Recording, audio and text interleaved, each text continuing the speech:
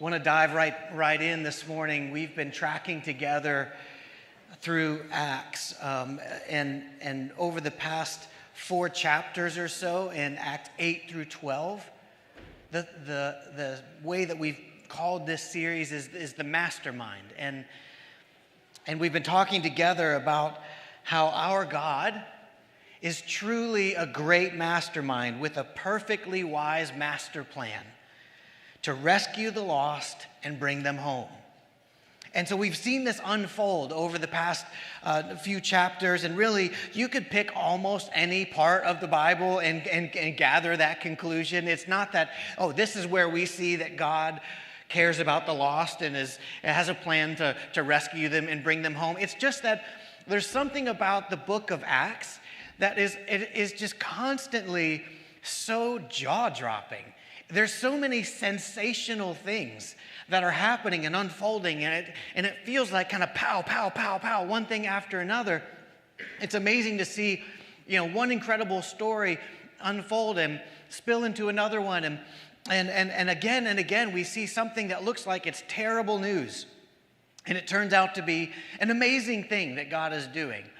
I don't remember if I've shared this book with you before. I think I maybe have, but there's one of our favorite books that we read with our kids as they were growing up is called That's Good, That's Bad.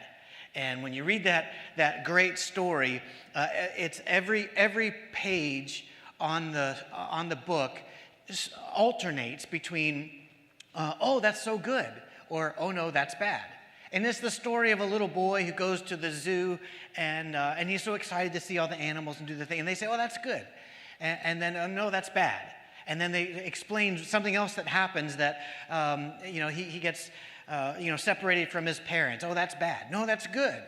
Because then you read the next page and there's, what he finds is someone who's willing to help. And they give him this red balloon that makes him stop crying. And, oh, that's good. And then the next page says, no, that's bad because it was too big for him and he started to float away. And so the story kind of unfolds as this brilliant story about how, sometimes we don't necessarily know in the moment if the bad that we're walking through is really that bad. It could actually be something that's opening the next page to something else that's happening that is actually what we've been hoping for all along. And then there's other times when we go, yes, this is exactly what I was hoping for. I'm so excited about it. And then, a couple days later, a couple weeks later, we're like, oh man, if I only knew, I wouldn't have, a lot of times what we want and what we pray for, what we long for, we do not fully understand or comprehend what the actual outcome will be if we're given that. And probably one of the best, simplest ways to see this is just the way that in America, the way that our economy has grown over long periods of time, over generations. When you look back to maybe 70, 80 years ago, and the average income and the expendable income that families had, and everyone just, needed to kind of make do. And if we just had a little bit more, then it would be a little easier. If we had a little bit more, it would be a little more fun. If we had a little bit more, we'd have a little bit more status. And the assumption has always been that if we can have a little bit more, we will then we'll be happy.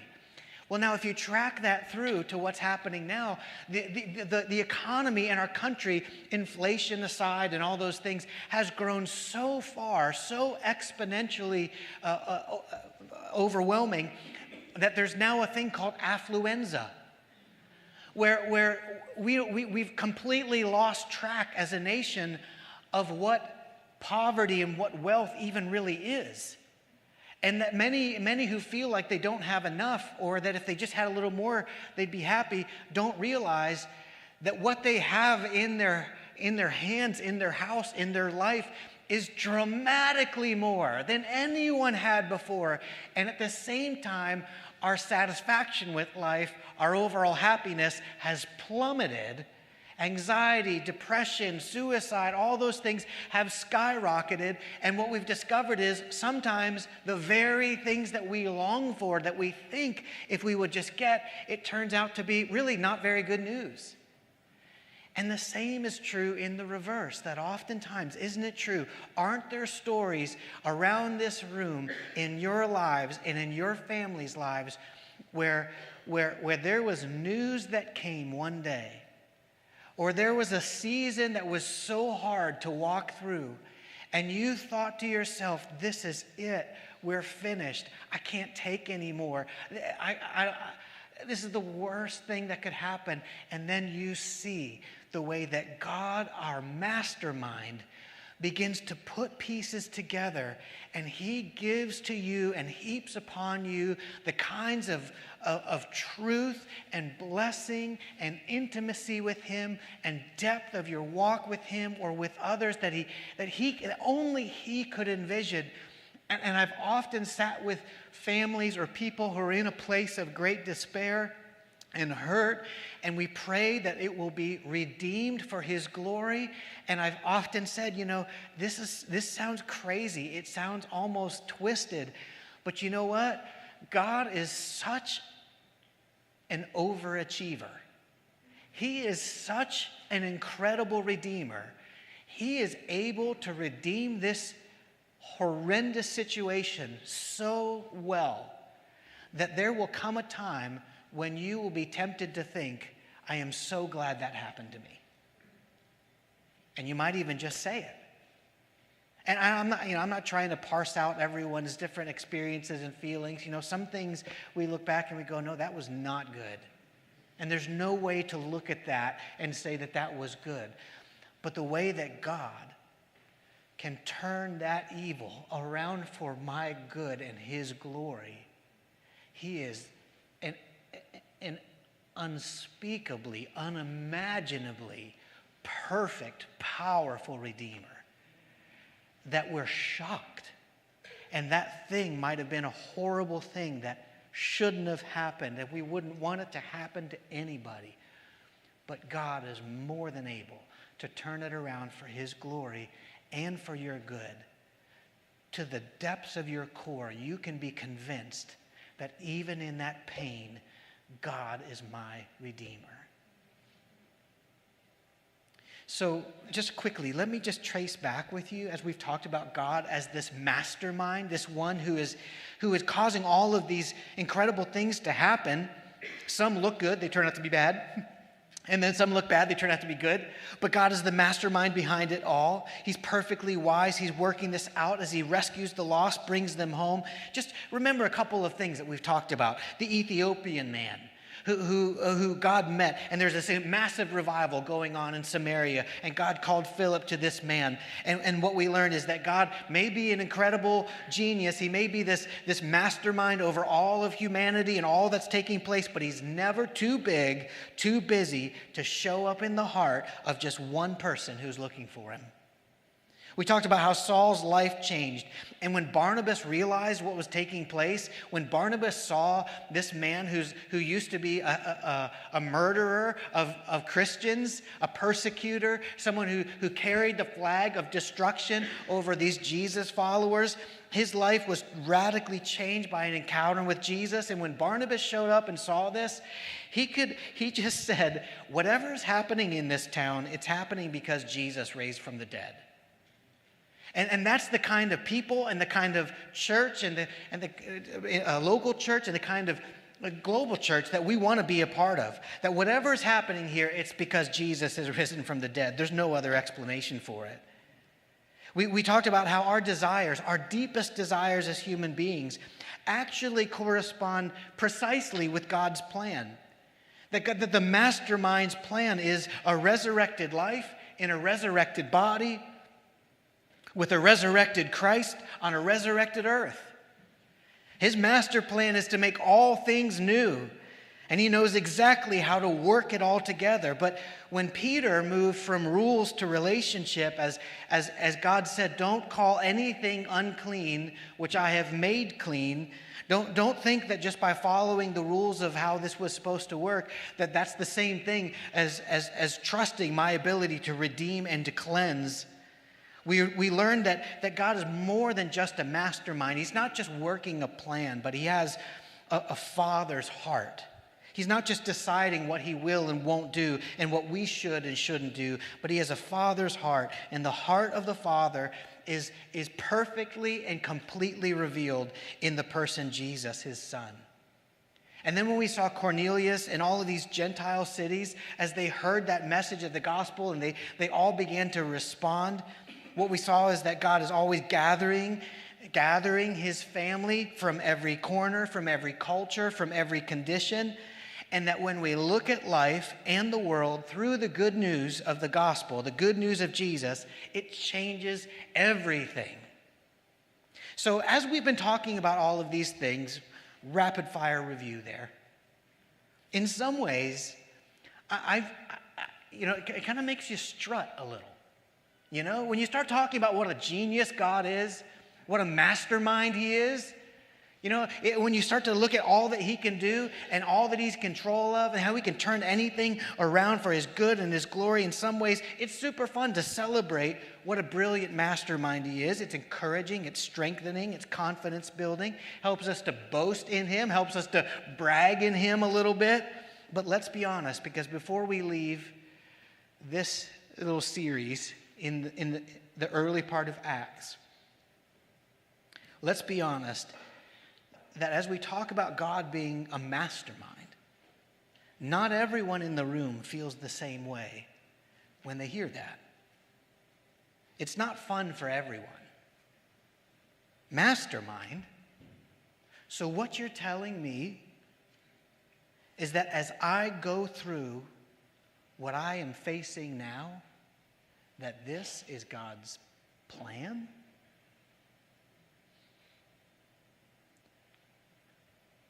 Hearing and knowing that God is a brilliant, creative mastermind who is rescuing the lost, bringing people home to him, working his plan with the Father's heart. Sometimes that hurts to hear. Because as we go through what we do, we wonder, God, could this be your plan? See, celebrating God as the brilliant, creative, and powerful mastermind does not mean that we understand what he's doing. And so today in Acts 12, we're going to see a strange juxtaposition of, yet again, another example of his incredible brilliance. At the same time, there's things happening that you just go, wait, what? So Acts 12, we're going to have to move through it kind of quickly. So let me just tell you, it's one story in 3 parts. And I'll just give you the spoiler alert. Now, here's what happens. James is murdered, the apostle of John's brother. Peter is arrested, and Herod is eaten by worms. Wait, what? Okay, so let's just take a look, one step at a time. Acts 12. It was about this time that King Herod arrested some who belonged to the church, intending to persecute them. He had James, the brother of John, put to death with the sword. And when he saw that this was met with approval among the Jews, he proceeded to seize Peter also. This happened during the festival of unleavened bread. After arresting him, he put him in prison, handing him over to be guarded by 4 squads of 4 soldiers each. Herod intended to bring him out for public trial after the Passover. So just wait, stop here for a sec. Because just in these first 4 verses, something incredibly weighty has happened. This is Herod Agrippa. There's sort of 4 Herods lined up in over some of this New Testament time.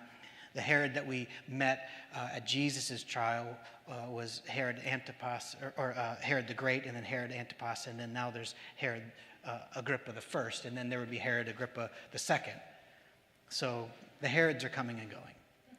But this one, he's one who's consumed with his political power. He's looking for more control. And did you notice here that it just drops, like in verse 2, it drops so simple, it's jarring. He had James, the brother of John, put to death with the sword. End of verse. Wait, what? Just like that.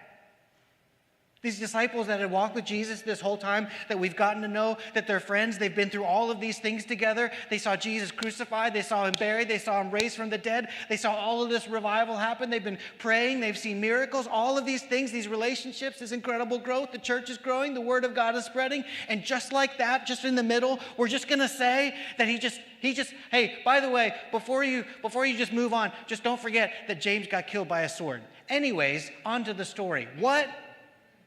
This is James, the brother of John, right? So he was Zebedee's son. He was one of the sons of thunder, killed by a sword. Just like that, boom.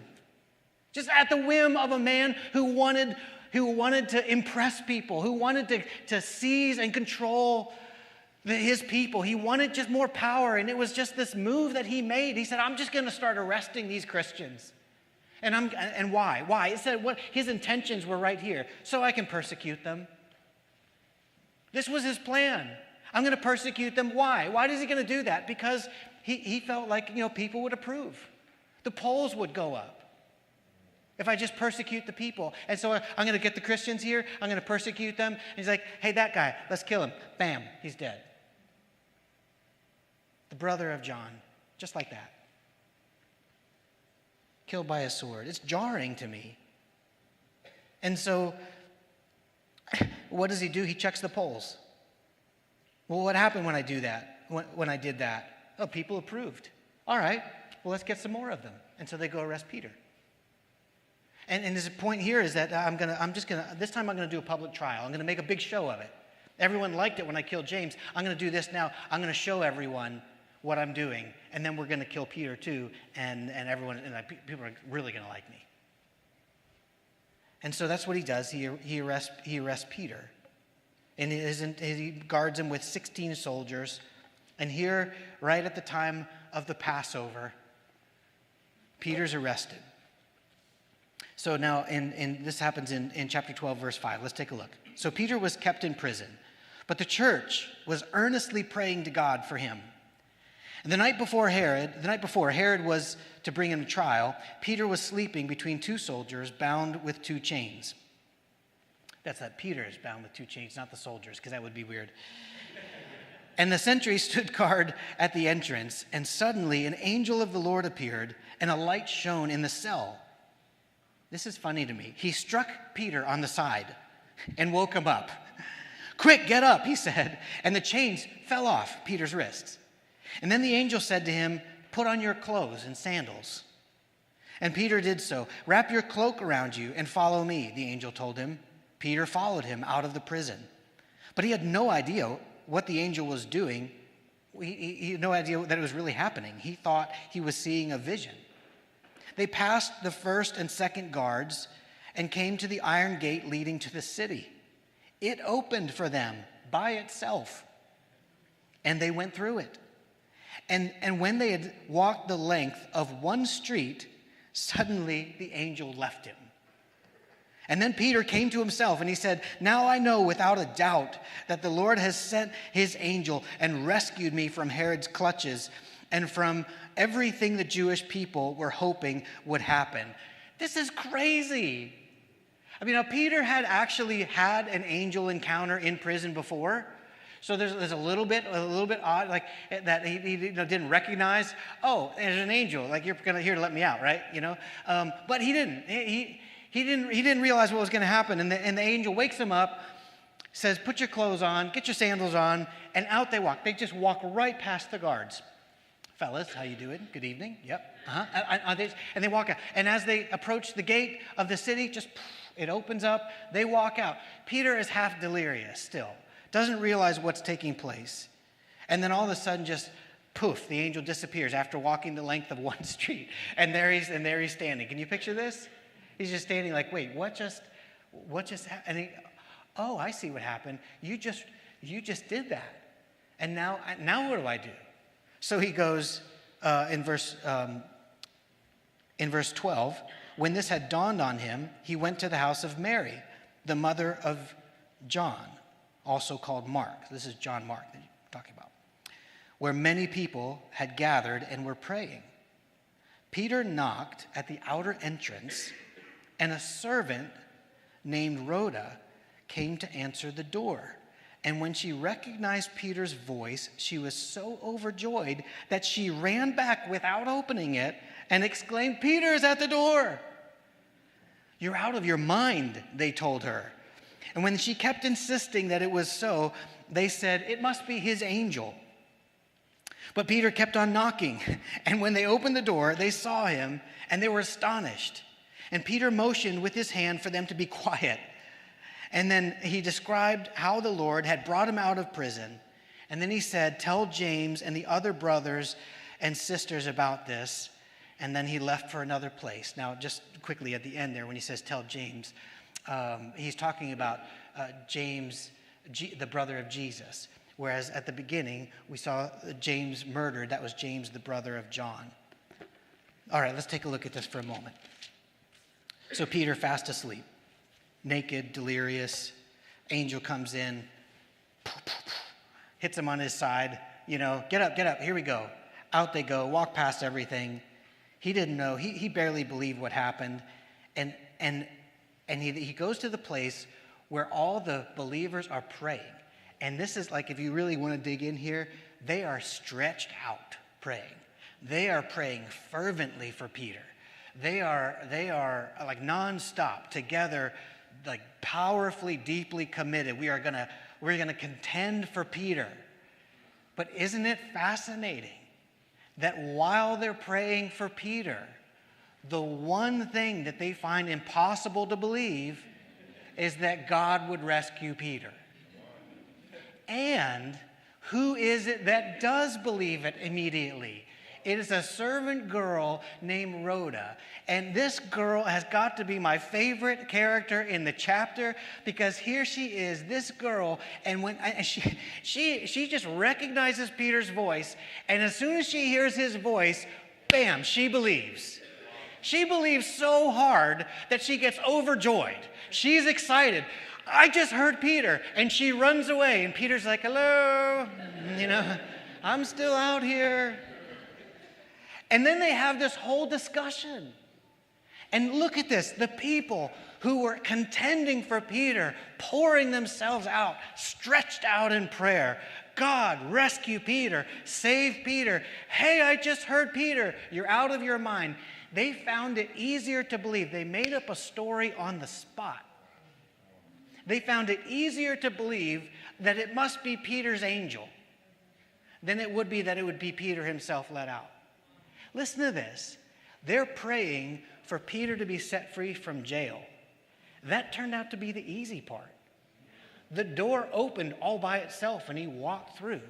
But when it came time to believe what God had done, the door was shut, it was locked, and we had an argument about it. You're out of your mind. That's not Peter. That can't be Peter. And who believes but this girl? And aren't we glad that Jesus told us that if we don't have faith like a child, we won't see the kingdom. But the invitation that's built into that is, go ahead and believe me. Just go ahead. You're not going to outbelieve me. It may be that what you think is bad, I can turn around for good so fast it'll make your head spin and you'll be looking for other explanations. It may take a very long time, but I can tell you this, you'll never outbelieve my goodness. You'll never outbelieve my care and my love for you. The moment that you talk yourself out of believing God because it's too hard or it hurts too much, then the moment that you separate yourself from his character and a relationship with him where he wants to walk with you in the hardship until the breakthrough happens. He doesn't intend to leave you by yourself until the prayer is answered. He tends to be right there with you, alongside you, together with you, walking with you, taking care of all of those hard feelings that happen when we're waiting and we're struggling and we're in pain. He knows how to walk through the suffering. I'm not just telling you, keep believing and he'll come through. I'm saying, walk with Jesus in the pain, as short or as long as it takes, but don't talk yourself out of his goodness. Thank God for children who show us how to believe God. Let me share this quick story with you. Sky Jethani is a author, a speaker. He shares this story about a man that he and his wife met while traveling, a man that they call Bob. Bob had this remarkable story. He has 3 children. And back around 9/11, when that happened, his kids were about 8, 11, and 12 or 13, right around that age range. They were old enough to understand what they had seen to some degree on the TV when 9/11 happened, and they had lots of questions. Bob overheard his kids talking about what had taken place, and so he went over them, and he asked them an interesting question. He asked them, what would you guys do if you could talk to the leaders of our world right now? What would you ask them? And his youngest child said, I would ask them if they want to come over to our house for a sleepover. The next oldest said, I would ask them where they find hope. And then his oldest said, I'd ask them that if they can't come over to our house for a sleepover, would they let us come to their place and ask them where they find hope? Now, you and I hear those responses. We think, that's super cute, very naive, very childish, but very, whimsical. But what Bob heard was wisdom from God that was otherworldly through his children. And so the next day, Bob got on the internet. He went to the CIA's website. He downloaded the contact information for every world leader that he could find. I'm guessing you can't do that anymore, but every dictator, every president, every monarch, everyone. And he wrote a letter on behalf of his children to every world leader that he could find their contact information, inviting them to his home in San Diego for a sleepover. And then he said, if you aren't able to come, would you at least be willing to let us come to your home and interview you about where you find hope? He sent out over 200 letters, and every day after school, they would check the mailbox to see who had responded. Here's the crazy part, 27 did. Not that they were going to come over to San Diego for a sleepover, but that Bob's kids could come and visit and interview them. So Bob took his kids out of school, hit the road. They visited 27 world leaders. And on video, they asked him about where they find hope. And at the end of each meeting, his children presented this world leader with a little box, a gift. And in the box was a key to their house. And the kids told each leader that the invitation stands if they have ever liked to come over for a sleepover. This is incredible. After a number of those leaders left their offices of power, for the last 7 summers, and I apologize, I don't know when this was written, they have been coming to Bob's summer home in Canada and meeting with him and his kids, where they are learning about their hope in Jesus Christ. All of this because Bob had the audacity to say yes to the wisdom and the belief of a child. So the problem is, for us, is that we have big, adult-sized, world-sized problems, heartaches, and brokenness. And so when we're encouraged to believe in the character of God, like a child does, we're quick to dismiss it. We're quick to say, no, I don't need, I've heard that, I know that. Don't trivialize, don't minimize what I'm going through. But listen, the point isn't your problem is simple. The point is that God is bigger than your heartache. And what's needed is to place your trust in his character even without the answers. And that's something that children do. So the point is that the act of believing his character actually is simple. It recognizes that God is not about giving us answers. He's about giving us himself. And if you ask me about a particular thing that you're walking through, a heartache, a devastation, a horrendous experience, whatever, we will talk, we will cry, we will pray. The Lord will take care of every part of your hurt. But where it all has to go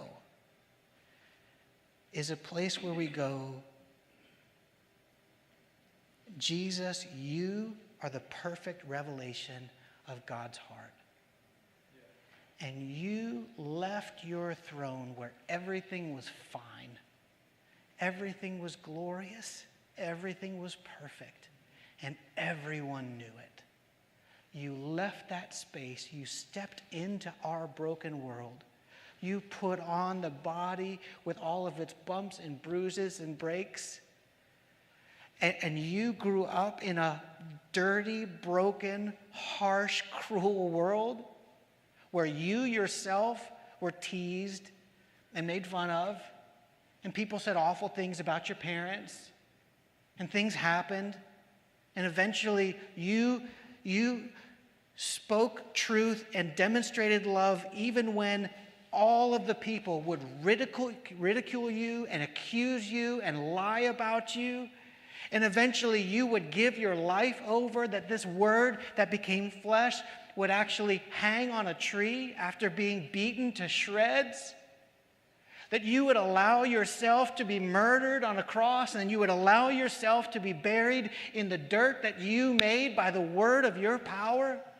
That you trusted the character of your Father, that he would raise you from the dead just like he said he would, so much that you told everyone what was going to happen and that they could believe you when you see it.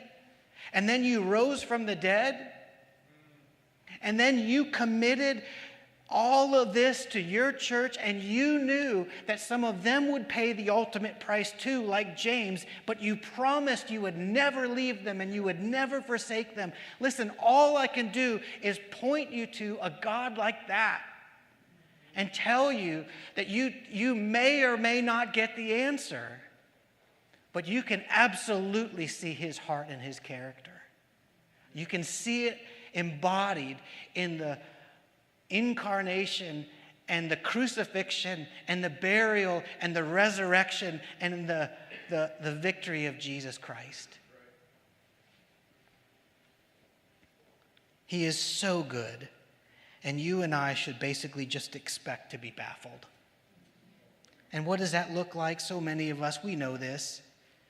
If God is all loving, all powerful, why is there such evil? Why is there such pain? Either he can abolish evil or he won't. Or he wants to and he can't. Which is it? The truth is he is both. He is all good. He is all powerful, and he is all wise. And he knows what's good and what's bad and how to mastermind it all together. And he will not give us answers a lot of the time when we want them, but he will give us himself. He always has. C.S. Lewis invited us to imagine a dog in a trap or a child with a thorn in the finger. And to help the hurting one, we have to ask them to trust what their limited perspective cannot comprehend. That moving the paw further back into the trap is going to be the way to get it out. That hurting the finger more may be the way to make it stop hurting. And so we can only hope that based on nothing besides their confidence in us, the pet, the child, will have faith. Not in the experience, the pain, the moment, but in us and who we are. He says this: if human life is in fact ordered by a benevolent being whose knowledge of our real needs and of the way in which they can be satisfied infinitely exceeds our own, we must expect, therefore, that his operations will often appear to us to be far from benevolent, far from wise, and that it will be our highest prudence still to give him our confidence in spite of this. It's a deep and powerful way of saying we are children, and God knows this. He understands this. What amazes me in this story The way that this ends, by the way, and we won't read it for now, but let me just summarize for you, is that Herod is embarrassed and he's angry at what's happened. So he executes the guards and he heads off to another town and he gains for himself a big political victory. There was some other people, some other Tyre and Sidon, and they were countries that were starving, and they were at war and conflict with Herod, and they came and they were like, okay, we give up because we're really hungry and we need your food. And so they created this big peace treaty, and Herod stood up on the day that was set forth to announce this great victory, this great political truce that happened, and everyone celebrated, and they said, we're not even listening to a man, we're listening to a God here as you speak. And he loved it. He loved it so much, and he didn't give any credit to actual God, that God struck him dead. He died and was eaten by worms. It's all there. And I find myself wondering, wait a minute. So Herod wakes up one day and says, let's get a bunch of Christians. That one, knife, kills James, just like that. And there's no repercussions? There's no response from heaven? You just killed James and that's it? Peter goes to jail. We don't want to see anything bad happen to Peter. We're praying. He lets him out. And then Herod comes along and he does this, and then all of a sudden, bam, he's dead and he's eaten by worms. See, the thing is that we're amazed at God's interventions, but we deeply struggle with his non-interventions. And what we're trying to say this morning is that learning to trust the mastermind will always require getting to know his character. I'll summarize with a part of a note that I received from a friend going through some tough stuff. We're talking about that somewhat. And I want you to hear the heart here of someone who trusts the character of God. I don't think Satan is targeting me. This is his work for sure. But I view it more along the lines of collateral damage. He's got the world in a stranglehold. God is still in control. But this is what a broken world looks like. People get sick. I got sick. There are plenty of stories in the Bible where godly people die or have hardships or illnesses, and God is silent. That's the test. Faith is holding on to that which we can't see, knowing that God will prevail. My part in all of it is spitting in the face of all the brokenness and helping every person I meet who is suffering in any way and saying to the perpetrator of all the mess of this world, I'm with Jesus. I love him. I follow him. He took me out of your filthy hands. And oh yeah, I sure am glad I'm not you. So all I can do, my friends, the most simple thing is point you to Jesus, a God like that. And when we see Jesus, the incarnate Son of God, who went through all that he did on our behalf to set the whole world right, the truth is there's no such thing as a non-intervention from God. He intervened through Jesus. And so the question now is, what if we're God's interventions? What if part of the whole point of the church is to be the intervention for the impossible things that the world is facing, holding up Jesus as the perfect reconciler and redeemer that he is? And what if it costs us everything? Isn't it worth it still? So my prayer, Lord Jesus, now is that as we think about really heavy things and sort of process the strange juxtaposition of the elements of this chapter, Lord, my prayer, what we're asking is that you would give us the courage to believe you like a child, not minimizing or trivializing what we're going through, what we faced, what we're carrying, what's been so hard, so devastating, but just turning it over to you and being willing to believe that you are a perfect reconciler, a perfect redeemer, and that you can be trusted even when you're playing the long game. Lord, this world needs to know who you are desperately. And all the other things that they're pursuing will fail, but you never do. So, Lord, bring us to the place where we entrust our lives to you, our brokenness and our victories alike. Entrust our lives to you so that the world can see how right and trustworthy you really are.